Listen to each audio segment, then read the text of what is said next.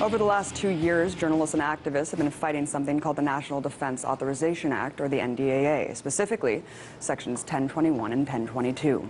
These small provisions give the U.S. military the right to indefinitely detain U.S. citizens anywhere in the world, including right here in America. Critics argue that the law's vague language could give the U.S. government the ability to label anyone a threat to national security for simply exercising their First Amendment rights. As a result of the law's dangerous potential, a group of people, including journalist Chris Hedges, whistleblower Daniel Ellsberg, and Dr. Noam Chomsky, sued Obama and were set to bring their case all the way to the Supreme Court.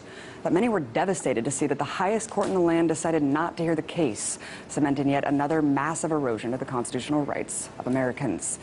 Although the corporate media has been largely silent on the issue, people have been mobilizing on a grassroots level to bring awareness and fight the NDAA on a local level. I'm joined now by such activist Dan Johnson, founder of PANDA, or the People Against the NDAA. What's going on, Dan? Nice to have me on the show. Thank you so much, Dan. We're coming up on the anniversary of habeas corpus signed into law in England, abolishing the imprisonment without trial for people. Why are we regressing 400 years here? Well, you see, governments throughout history have always placed this enemy. For example, you have in Nazi Germany, you had communism. Hitler always blamed the communists on everything.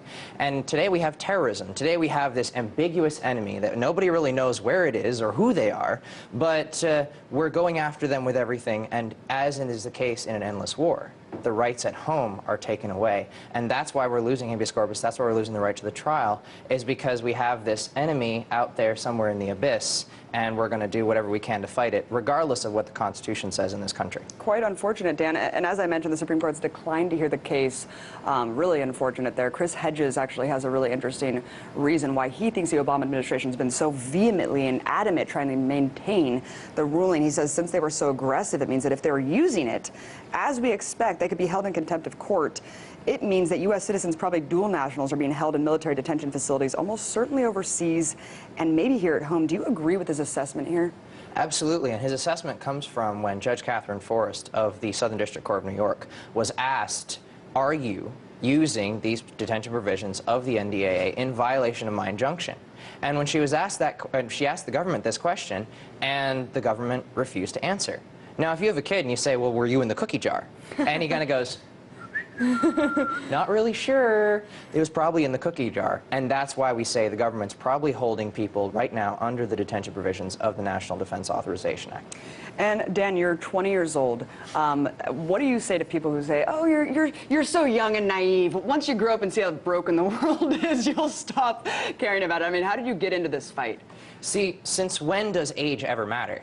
See, I got into this fight, actually, I saw a YouTube video. I was procrastinating homework, like most college students do. And I saw a YouTube video online called 61 Senators Betrayed You Today. When I came across this YouTube video, I grew up homeschooled. I grew up studying the rise and fall of the Third Reich, the rise and fall of Imperial Japan before Commodore Perry went over there. And what I saw is history repeating itself. And today we have youth all across America, because of the internet, because of the freedom we've had in this country before, who are saying, you know what? Government propaganda, what the government is telling us, that really isn't always the truth, and we have the internet to tell us a different side of the story. And so my generation is paying attention. They are out there moving. And what I say to people who say, well, you're too young, anybody's too young to do this, is you're pushing my generation away.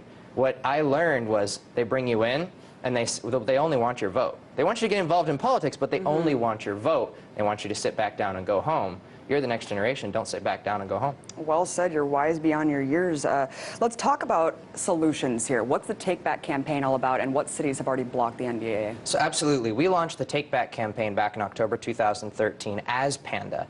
And we decided we're going to put all the information, all the resources up for anyone to use anywhere. They don't have to sign up for an email list. They don't have to go anywhere but our website to get these resources. And we're going to say, Congress, today, Congress shot down the Smith-Brown amendment, saying, oh yeah, we like indefinite detention. Congress is not going to fix this. The Supreme Court denied the lawsuit. The Supreme Court's not going to fix this. And every local official takes an oath to the Constitution. They must stand up for that oath. If they took an oath to the Constitution, they have to uphold it. They have to defend it. So the Take Back campaign is giving people all across America the tools to go after the NDAA's detention provisions on a local level. The first city to do this, the capital of New York. Albany, October 9th, 2013. 5 cities since then, and today we haven't even had a chance to put out the press release, but I'm announcing on RT today we have a 6th city, that's Rutland, Massachusetts, that has banned the NDAA and said that if any of our enforcers utilize it, they'll be fired. Really quickly, isn't the NDAA about usurping kind of local and state laws and sending in the military, kind of overruling the posse comitatus long-standing law? How are we going to prevent the military from doing this at a local level? If you have roadblocks, and let's say, take an analogy of roadblocks. You have roadblocks. Do you want a roadblock 400 miles away? Or do you want a roadblock right in front of your house? Who's more likely to defend your rights? A Fed in Washington or your local police officer who you see at the grocery store who can pressure your city council to fire? You want to put this in at the local level, not at congressional level. Our Congress has shown they won't follow the law. Our president's shown that he won't follow the law. So why would we trust them to all of a sudden follow a new law on a piece of paper? We need to go after it at the local level, because then you can see the roadblock and you can watch them come up to it. And amazingly, once we have enough states and cities signing on board, then we can force the government to respond. If we can all get together, do this at a local level. You guys have the tools very well articulated, very well laid out on your website.